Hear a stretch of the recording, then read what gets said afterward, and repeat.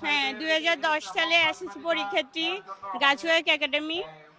আসছি চট্টগ্রাম থেকে, মনে করছিলাম ওই অনুষ্ঠানে এসে অনেক বেসমেন্টের সাথে দেখা হবে, জুনিয়র সিনিয়র সবার সাথে দেখা হবে, কিন্তু এসে আমি হতাশ। আসলে ওভাবে কারোর সাথে দেখা হয় নাই, কারোর সাথে কাউকে দেখতেছি না।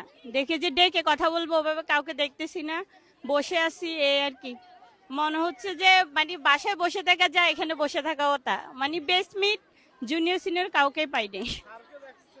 আমার অনেক স্যার আছে, কিন্তু আমি অনেক স্যারকে মিসিং এখানে দেখতেছি না। মানে অনেক স্যার, মানে আমরা ছিলাম 2010 সালে প্রথম সারির স্টুডেন্ট, হয়তো স্যাররা দেখলে আমাদেরকে ডাকতো বা আমরা স্যারদের সাথে যাই কথা বলতাম, কিন্তু ওভাবে আমি মানে কোনো স্যারকে দেখি নাই।